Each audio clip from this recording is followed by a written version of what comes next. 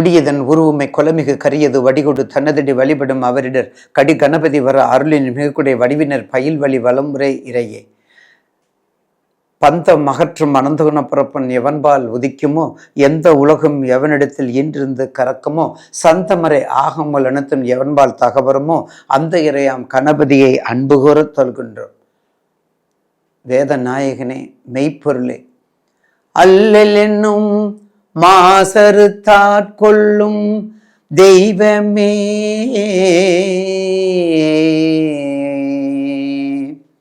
அல்லல் என்னும் மாசறு தாட்கொள்ளும் தெய்வமே, அண்ணலே ஐயனே என் அப்பனே,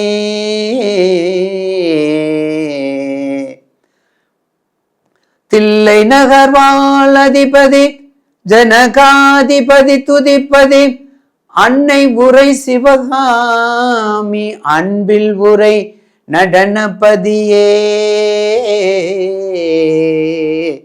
என் சுவாமி நடராஜனே,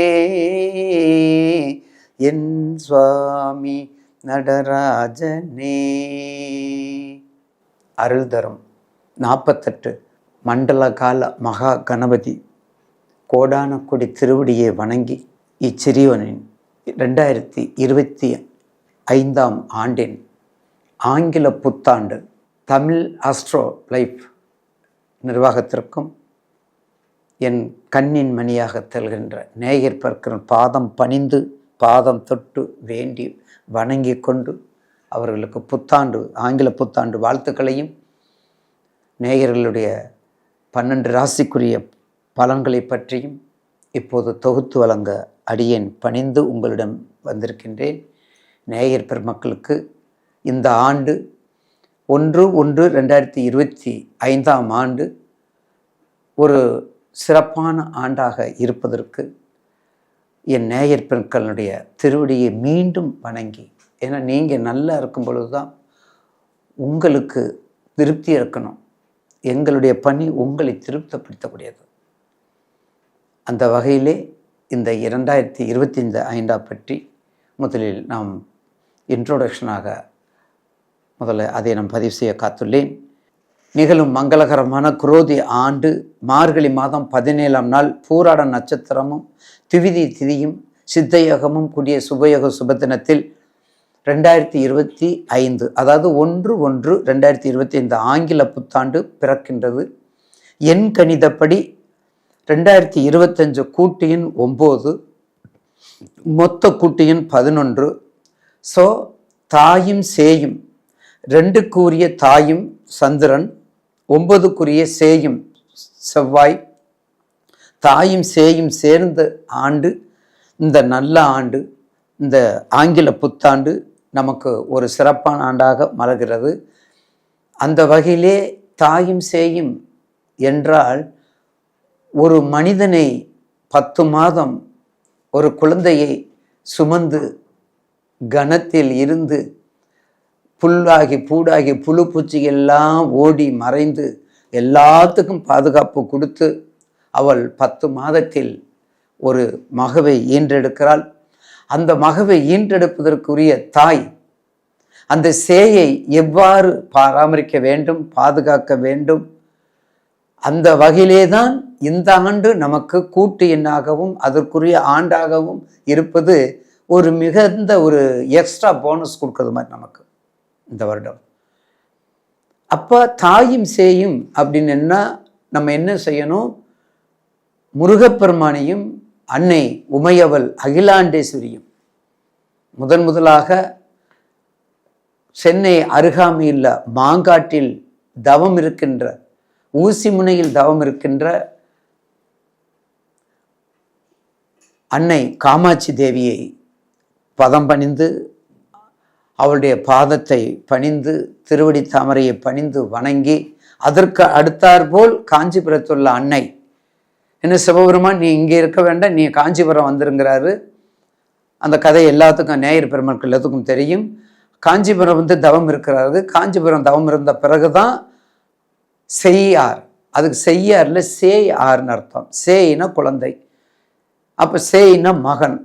தன் மகனாகிய முருகப்பெருமனை வேலை எய்து அந்த சேய் ஆறு, அந்த ஆறை உற்பத்தி செய்து அந்த தீர்த்தத்தினாலே சிவபெருமானை ஆவகனம் பண்ணி அங்கே அந்த தீர்த்தத்திலேயே அங்கே தவம் இருந்துக்கிறார் அன்னை உமையவள். ஒரு கார்த்திகை மார்கழியில் வரக்கூடிய அந்த பௌர்ணமி தேதி என்று அன்னை உமையவள் இடம்புரியாக அருகில் உள்ள அண்ணாமலை சென்று அதனுடைய கிரிவலத்தில் வந்து ஈசனோடு கலந்து நம்ம எல்லோருக்கும் அருள் கொடுக்கின்ற உங்களுக்கு தெரியும். அந்த வகையிலே தாய் சேய் என்பதன் சேய் சேய் என்று மருவி செய் ஆறு, செய் ஆறாக வந்திருக்கிறது. இந்த செய் ஆறு என்பது காஞ்சிபுரத்திற்கும் அருகிலே இருக்கின்றது, எல்லோருக்கும் தெரியும். அப்போ இது ஒரு பகுதி. இந்த தாயும் சேயும் இருக்கக்கூடிய திருத்தலங்கள் இன்னொரு முக்கியமான திருத்தலம். முருகப்பெருமான் சூரபத்மனை வதம் செய்வதற்கு செல்லும் பொழுது தன் தாயிடம் அவர் ஒரு வேல் வச்சிருப்பார். ஆனால் அவரும் ஒரு வேல் வேணும், சூரபத்மன் எதிர்ப்புக்கு அந்த வேல் பத்தாதுன்னு சொல்லி தன் தாயிடம் வந்து தன் தந்தையினுடைய பிரார்த்தனைப்படி, தன் தந்தையினுடைய கட்டளைப்படி தாயினுடைய வடிவத்தை வேலாக ஏற்று அங்கே பிரார்த்தனை செய்து அதை வைத்து கொண்டு திருச்செந்தூர் செல்கின்றார். திருச்சிலவாய் அந்த எந்த இடம் அப்படின்னா உங்களுக்கு அது சிக்கல், திருவாரூர் மாவட்டத்தோட சிக்கல். சிக்கல்ல தான் வேல் வாங்கும் திருவிழா இன்றளவும் மிக சிறப்பாக நடைபெறுகின்றது. அந்த 10 நாள் சஷ்டி பூர்த்தி விரதம் இருக்கும் பொழுது 6 நாளில் முருகப்பெருமானுக்கு அந்த இதயம் உடம்புலாம் பார்த்தீங்கன்னா வேர்வை இயற்கையாகவே ஏர்வக்கும். குறுக்கள் அப்படியே தொடப்பாங்க, அப்படியே துடைக்கணும். இப்படி துடைக்க மாட்டாங்க, இப்படி வச்சு எடுப்பாங்க. இப்படி வச்சு எடுத்தோன்னே அப்படியே ஊற்றும், ஊற்றிலிருந்து ஒரு மாதிரி ஊற்றும். அப்படி இயற்கையாக இருக்கக்கூடிய முருகப்பெருமானுடைய அழகே நிறைந்துள்ள முருகப்பெருமானுடைய சிறப்பான திருத்தலம் சிக்கல். அந்த சிக்கல் இருக்கிற முருகப்பெருமானும் சரி, எண்கண்ணில் இருக்கிற முருகப்பெருமானும் சரி, எட்டுக்குடியில் இருக்கிற முருகப்பெருமானும் சரி, இந்த 3 முருகப்பெருமானுமே ஒரே ஸ்தபதி பிரதிஷ்டை பண்ணது. இது நேயர்களும் தெரிஞ்சுக்கிறணும். ஒரே பிரதிஷ்டைன்னா அப்போ எப்படி இருக்கும், அதனுடைய விக்கிரகங்களும் எப்படி இருக்கும், கிட்டத்தட்ட ஒரே மாடலில் ஒரே மாதிரியாக இருக்கும் அதனுடைய வடிவங்கள். அப்படி வச்சுருக்காங்க அந்த காலத்தில் உள்ள சக்கரவர்த்திகள். அந்த வகையிலே அப்போ ஏன் இதை நம்ம சொல்கிறோம், சுவாமிஜி ஏன் இதை சொல்ல வர்றோம்னா, இந்த ஆண்டு நமக்கு சந்திரனும் செவ்வாயும் சேர்ந்த ஆண்டு, அப்போ தாயும் சேயும் சேர்ந்த ஆண்டு, அப்போ குரு மங்களத்தை கொடுக்கக்கூடியது, அடுத்தது சந்திர மங்களத்தை கொடுக்கக்கூடியது. நமக்கு இந்த ஆண்டு சந்திர மங்களத்தோடு நமக்கு பிறக்கின்றது. எவ்வளவு சிறப்பு! அப்போ யார் வழிபடணும், அந்த புத்தாண்டு நேரத்தில் முருகப்பெருமானுடைய எல்லா திருக்கோவில் சென்று வழிபடுவது நன்று. அதே மாதிரி 108, 63, 36, 18, 9 இந்த மாதிரி கூட்டு எண் வரக்கூடிய பிறந்தவங்களுக்கு இந்த ஆண்டு சிறப்பாக இருக்கும். அதுக்கடுத்தது 38, அந்த கூட்டு எண் 2 வருது பாருங்க, 38 கூட்டினா 38 வரும். அதே மாதிரி 38 மறுபடியும் அதை 83 போடுங்க, அதுவும் கூட்டு எண் வரும். இந்த மாதிரி 2 இந்த மாதிரி எண்களோடு வரக்கூடிய 11 இந்த மாதிரி எண்களில் பிறக்கிறவங்களுக்கு இந்த சிறப்பாக இருக்கும் என்பதில் எந்த மாற்று கருத்தும் அல்ல. அப்போ தயவுசெய்து நேயர்கள் இந்த முருகன் சம்பந்தப்பட்ட திருத்தலங்கள் 3ஐயும் தரிசிப்பது நன்கு உத்தமம். ஆக இந்த வருடத்தில் எண்கணித பிரகாரம் பிறக்கின்றது. பொது பலன்கள் அப்படின்னு நம்ம எடுத்துக்கிட்டோம்னா, இந்த வருஷத்துடைய பொது பலன் நம்ம எடுத்துக்கிட்டோம்னா, கடந்த ஆண்டில் நவம்பர் டிசம்பரில் அந்த மழை காலத்தில் நமது தலைநகரமாக இருக்கக்கூடிய சென்னையை ஒரு பதம் பார்த்து விட்டது. எல்லோருக்கும் தெரியும். போன காலம் குளிர்காலத்தில் மழை காலத்தில் சென்னையில் தான் அதிகமான பாதிப்புன்னு நம்ம எல்லோருக்குமே தெரியும். டிசம்பர் 4ஆம் தேதியை நம்ம சென்னை நாமக்குள்ளவங்க யாருமே மறக்க முடியாது, சென்னை மக்கள் யாருமே. அந்தளவுக்கு இருந்தது. அதோட ஆன்மீகமும் அரசியலமைப்பும் கொஞ்சம் இடத்துக்கு தகுந்தாற்போல் கலந்து கொஞ்சம் வளர்ந்து கொண்டு வந்தின்றது. ஆனால் இந்த ஆண்டு 2025ஆம் ஆண்டினுடைய பொது பலனை இப்போ நம்ம பார்க்க போகிறோம். அப்போ 2025ஆம் ஆண்டு கடந்த ஆண்டை விட ஒரு சிறப்பான, ஒரு செழிப்பான, ஜெகம் முழுவதும் குறிப்பாக நேயர்களுக்கு தெளிவான ஆண்டாக நடைபெறும். ஏனென்றால் சிறப்பாக இருக்கும். ஏனென்றால் இப்போத்தான் நேயர்களுக்கு உரிய ஆன்சருக்கு வர்றோம், விடைக்கு வர்றோம். எப்படி? 3 ராஜகிரகங்களின் பயிற்சி இந்த ஆண்டுக்கு, இந்த 2025 ஆண்டில் வரக்கூடிய மார்ச் மாதத்தில் வரக்கூடிய சனி பயிற்சியும், ஏப்ரல் மே மாதத்தில் வரக்கூடிய குரு பயிற்சியும், ஜூன் மாதத்தில் வரக்கூடிய ராகு கேது பயிற்சியும். அப்போ இந்த ஆண்டு சிறப்பாக இருக்கு இல்லைங்களா? அப்போ அந்த வகையில் இப்போ நேயர்களுக்கு என்ன கேட்பீங்க? எனக்கு எந்த பயிற்சியாவது நல்லா இருக்குன்னு கேட்பீங்க இல்லைங்களா? எனக்கு ஒரு பயிற்சியாவது நமக்கு கடனை தீர்க்காதா, வீடு வாங்காதா, வாகனம் கூடாதா, வழக்குகள் வண்டி தீராதா, குழந்தை பாக்கியம் குடும்ப பாக்கியம் நிறைவேறாதா, அரசியல் எந்த கட்சியில் சேர்வது, எந்த கட்சியில் பிரிவது, இந்த புத்தாண்டு நமக்கெல்லாம் என்ன செய்யும் என்று நேயர் எதிர்பார்ப்பு மிக மிக அதிகம். அப்போ பொது பலன்னு சொல்லும் பொழுது தட்பவெட்பக்கு நிலைக்கு ஏற்றவாறு நீரும் நெருப்புமாக, அனலும் புனலுமாக அது வந்துக்கிட்டு தான் இருக்கும். வெளிநாட்டில் சண்டை சச்சரவுகள், இறக்குமதி ஏற்றுமதி சீராகும்.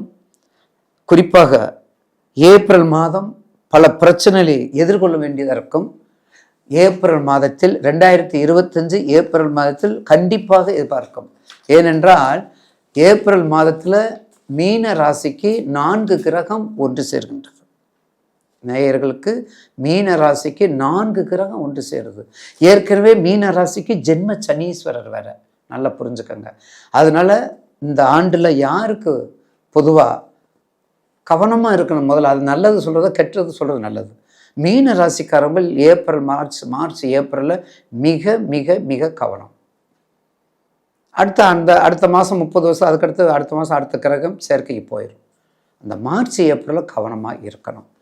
அடுத்தது மீனத்தில் இருக்கிறது 4 கோள்கள் சஞ்சாரம் செய்யும்போது கண்டிப்பாக மீன ராசி, அந்த சைத்தில் கடக ராசிக்காரங்களுக்கு யோகாதிபதியாக இருக்கக்கூடிய செவ்வாய் கொஞ்சம் நீச்சத்தில் இருக்கார். செவ்வாய் நீச்சத்தில் இருக்கிற ஒன்றும் இல்லை. என்னை பொறுத்தவரை செவ்வாய் நீச்சத்தில் இருக்கிறது நீசப்பங்கராஜ யோகமாக தான் அதை நான் சொல்லுவேன். அப்போ கண்டிப்பாக கொஞ்சம் நீச்சம்னாலே என்ன அர்த்தம்? செவ்வாயில் தானே நீச்சம். அவர் மகரத்தில் நீச்சம் இல்லை, அவர் கும்பத்தில் நீச்சம் இல்லை, அவருடைய வீட்டிலே இருக்கார். அவருடைய யோகாதிபதி வீட்டிலே அவருக்கு உரிய வீட்டில் இருக்குன்னா அது ஒரு சுமைதாங்கியாக இருக்காது. விஞ்ஞானமும் விஞ்ஞானமும் நன்றாக வளர்ச்சியை பெறும். வர்த்தகங்கள் வியாபாரத்திற்கு ஏற்ப மாறுபடும். யோகம் செய்யும் கிரகங்களும், கெட்டவன் கெட்டிடு ராஜயோகம் கிரகங்களும், கெட்டுப்போன கிரகங்களும் நல்லது செய்யும். நல்லது செய்யக்கூடிய கிரகங்களும் சிலவாறு கெடுதி செய்யும். இது உங்களுக்கு தெரியும். அப்போ அந்த வகையிலே இந்த ஆண்டு நிச்சயமாக 2025 ஒரு நல்ல சிறப்பையும் செழிப்பையும் கொடுக்கக்கூடிய ஆண்டாக இருக்கும் என்பதில் மாற்று கருத்து அல்ல. நேயர்களுக்கு அடுத்த 2025 ஆண்டினுடைய 12 ராசிக்குரிய பலன்களை பற்றி இப்போது நாம் கொஞ்சம் பதிவு செய்ய உள்ளேன்.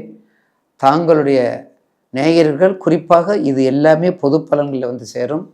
நீங்கள் உங்கள் ஜனன ஜாதகத்தை எடுத்துக்கொண்டு, ஏன்னா நான் அதை முதல்ல இன்ட்ரோடக்ஷனில் கொடுத்துருவேன்.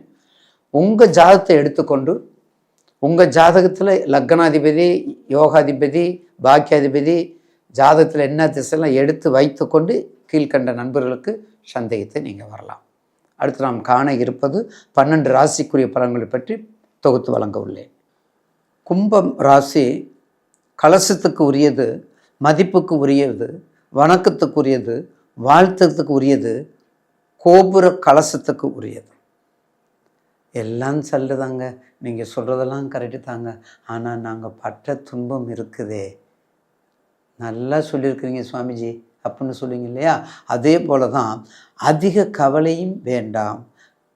அதிக கவலை உங்களை சிதைத்து சின்ன பின்னமாக ஆக்கி உங்கள் வளர்ச்சியை தடை செய்யும். நீங்கள் கவலைப்படுவதாலோ வேதனைப்படுவதாலோ இழந்ததாலோ உங்கள் வாழ்க்கையில் எந்தவித மாற்றமும் வந்துவிடப் போவதில்லை. கஷ்டங்களுக்கான நிர்வாணத்தை, கஷ்டங்களுக்கான தீர்வானம் அவற்றை எண்ணி புலம்புவதற்கு பதிலாக, அவற்றை கண்டு மிரளுவதற்கு பதிலாக, அவற்றை கடந்து வருவதற்கான வழியினை பற்றி சிந்திப்பதாகும். எல்லாமே போய்விட்டதென கவலைப்படுவது வேண்டாம். இறை அருளால் உங்களிடம் எவராலும் வெல்லப்படாத ஒரு சக்தி இருக்குது என்பதை உணர்ந்து புரிதலோட செய்யக்கூடியவங்க கும்பராசிக்காரவங்க. ஏன்னா இனி இழக்கிறதுக்கு ஒண்ணுமே இல்லை. எப்படி?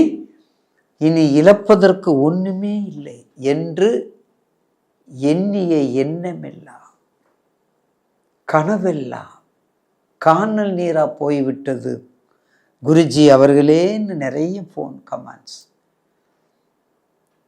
5 வருஷம் முடிஞ்சிருச்சுங்க ஐயா. உங்க வயதை பார்த்துக்கொள்ளுங்க. 10 வயசு குழந்தை 12 வயசு குழந்தைக்கு பகல்லையே சைக்கிள் கொடுக்காதீங்க. பகல்லையே சைக்கிள் கொடுக்காதீங்க. பார்த்து பார்த்து பூத்து போகணும் கண்கள்லாம். ஆனால் சைக்கிள் மட்டும் கொடுத்துடாதீங்க. மீண்டும் மீண்டும் எச்சரிக்கை அடிமணி அடித்துக்கொண்டே இருக்கிறது கும்பராசிக்கு. எல்லா வயதை பொறுத்து கொண்டு கண்டிப்பாக 40 வயதுன்னா கொஞ்சம் கவனமாகும்.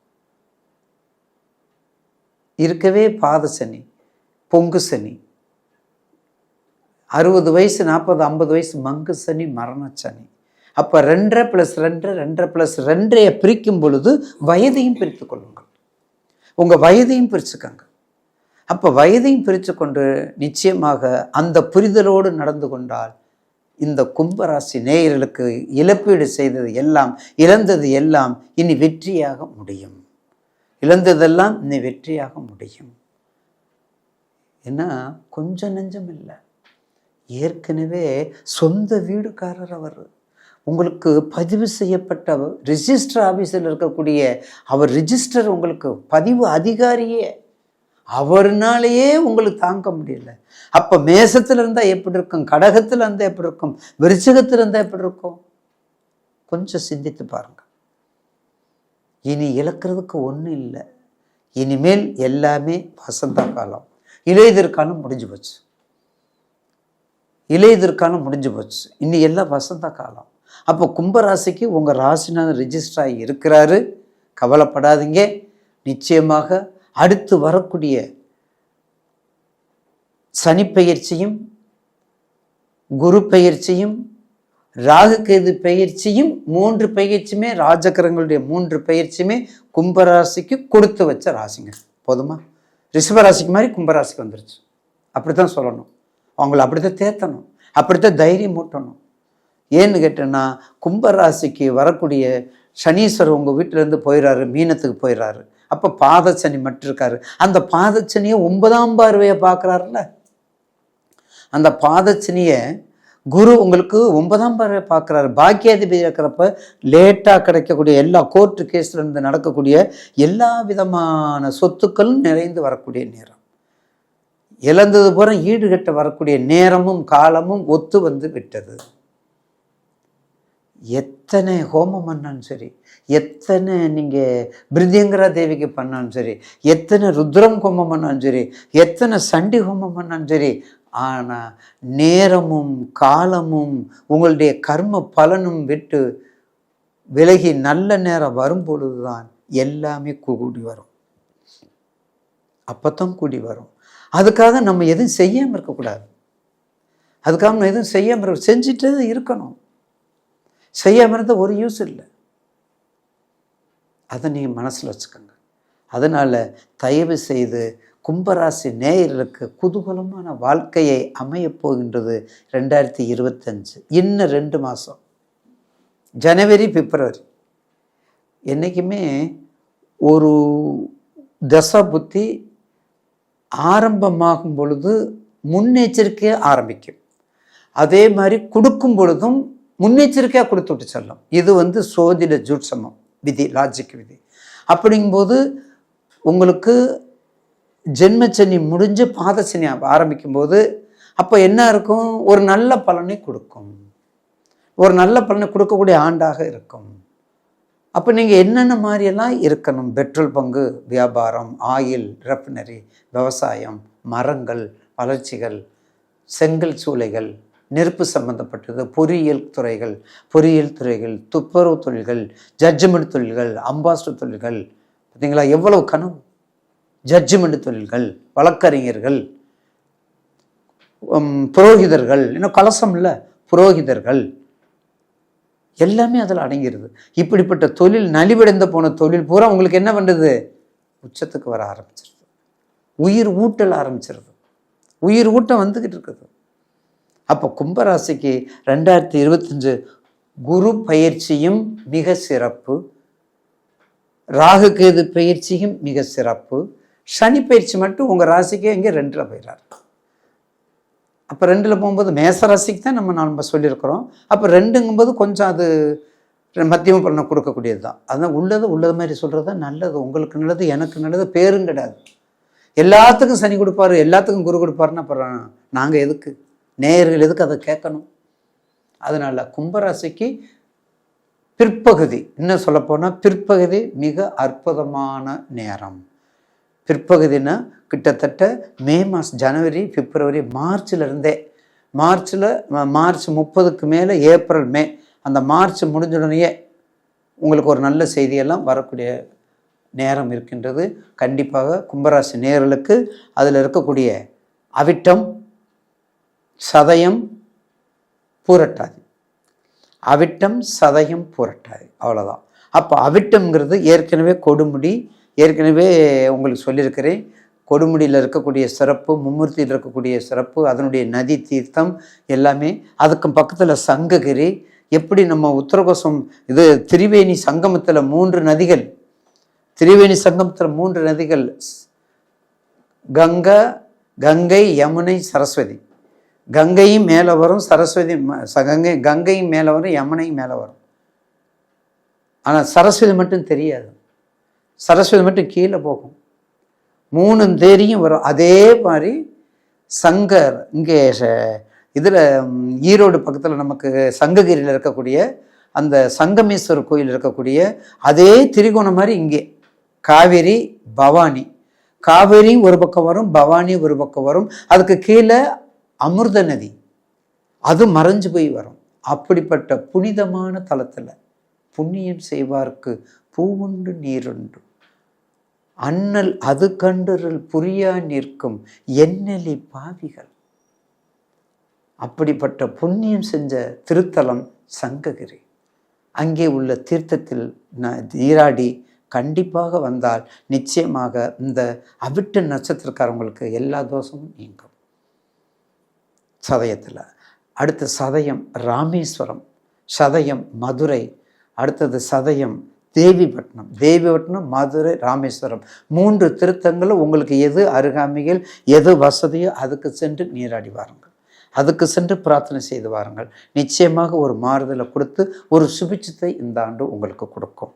அடுத்தது சதயத்தில் இருக்கக்கூடிய பூரட்டாதி. பூரட்டாதி சொல்ல தேவையில்லை. குரு வழிபாடு, திருச்செந்தூர் சென்று குரு வழிபாடு பண்ணுங்க. முருகன் வழிபாட்டில் பூரட்டாதிக்குன்னு குரு தான், திருச்செந்தூர் குரு தான். எம்பெருமான வழிபாடு பண்ணிவாங்க. நிச்சயமாக ஒரு நல்ல ஆற்றலையும் சக்தியையும் கொடுக்கும். அதாவது சத்துரு சம்கார பூஜைக்கு சிறப்பான ஸ்தலம் திருச்செந்தூர் தாங்க. சத்துரு சம்காரம் மட்டும்தான் இங்கே பண்ணணும், வேற எதுவும் பண்ண வேண்டாம். அதே மாதிரி சதய நட்சத்திரத்துக்கு இன்னொன்று சொல்லக்கூடியது மறிக்கொழுந்து மலர் வாங்கி வடக்கு வெளியில் உள்ள புதனுக்குரிய ஸ்தலம். புதன் சாபத்தினால் மீட்கப்பட்டு அருள் பெற்ற இடம் வடக்கு வெளியில் இருக்கக்கூடிய சொக்கநாதர், ஆதி சொக்கநாதர். அந்த ஆதி சொக்கநாதருடைய திருவடியை வணங்கி மறிக்கொழுந்து மலர்கள் எல்லாமே, மறிக்கொழுந்து மலர், பச்சை வஸ்திரம், பச்சை பயிறு எல்லாம் போட்டு, அதுக்கு தான் மறிக்கொழுந்து எப்போதுமே இயல்பாகவே சொல்கிறது. இன்றைக்கி உங்களுக்கு அது வந்துருச்சு, இந்த ஆண்டுக்கு உங்களுக்கு வந்துருச்சு. இந்த வருஷம் அந்த ஏரிய மக்கள் அந்த ஆதி சொக்கநாதரை எல்லாமே கொடுத்து வழிபடுங்க, மிக சிறப்பாக இருக்கும். இளநீர் அபிஷேகம் முக்கியம். நீங்கள் செய்யக்கூடிய பன்னீர், பால், அதை விட இளநீர் மிக முக்கியம். ஆதி சொக்கநாதர் கோயிலுக்கு இதை செஞ்சு வந்தீங்கன்னா நிச்சயமாக இந்த புத்தாண்டு கிட்டத்தட்ட பிற்பகுதி 12 மாதங்களில் 9 மாதங்கள் உங்களுக்கு வெற்றி ஆண்டாக மலரட்டும்.